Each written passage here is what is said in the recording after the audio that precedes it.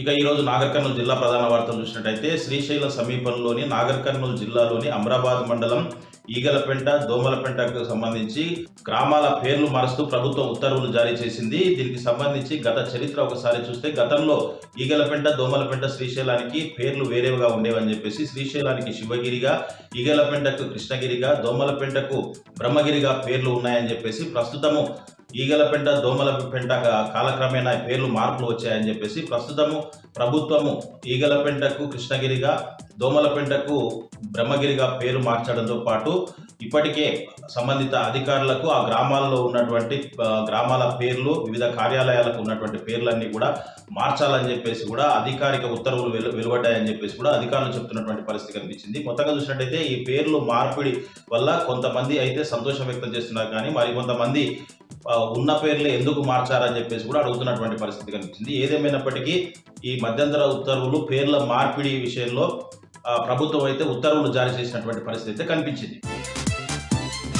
మరొక వార్త చూసినట్టయితే మానవతా ఫౌండేషన్ ఫౌండర్ డాక్టర్ రమ్య సౌజన్య తన సభ్యులతో కలిసి నాగర్ కర్నూలు జిల్లా వ్యాప్తంగా కూడా ఎన్నో సేవా కార్యక్రమాలు చేస్తూ ఉన్నారు. తాజాగా నాగర్ కర్నూలు జిల్లా లింగాల మండలంలోని ఎర్రపెంటలో డాక్టర్ రమ్య సౌజన్యతో పాటు సభ్యులతో కలిసి ఆమె పర్యటించి అక్కడ చెంచు మహిళలు, యువతులు నెలసరి ఋతుక్రమం వచ్చినప్పుడు ఎట్లా ఇబ్బందులు ఎదుర్కొంటున్నారు అని చెప్పేసి పూర్తిగా గమనించినటువంటి డాక్టర్ రమ్య సౌజన్య వాళ్లకు పూర్తి స్థాయిలో నెలసరి ఋతుక్రమం వచ్చినప్పుడు ఎలాంటి జాగ్రత్తలు తీసుకోవాలి, పాత పద్ధతిలో వాడుతున్నటువంటి పాత బట్టలు వాడితే అనేక విధాలుగా అనారోగ్య సమస్యలు వస్తున్నాయని చెప్పేసి దాన్ని గమనించి లేటెస్ట్ టెక్నాలజీతో విలువైనటువంటి హైజానిక్ ప్యాడ్స్తో పాటు బౌల్స్ కూడా తీసుకొచ్చామని చెప్పేసి వాటిని ఎట్లా వాడాలి, ఎట్లా యూజ్ చేస్తే ఎట్లా ఆరోగ్యవంతంగా ఉంటారని చెప్పేసి నెలసరి ఋతుక్రమం సజావుగా ఉండే విధంగా చూసుకోవాలని చెప్పేసి కూడా వాళ్ళకు పలు సూచనలు చేసినటువంటి పరిస్థితి కనిపించింది. ఈ సందర్భంగా చెంచు మహిళలు, యువతులు మాట్లాడుతూ మా దగ్గరికి ఎంతో మంది హెల్త్కు సంబంధించిన వాళ్ళు వస్తారు, కానీ ఇంత మంచి అవగాహన కల్పించినటువంటి డాక్టర్ రమ్య సౌజన్యకు వారు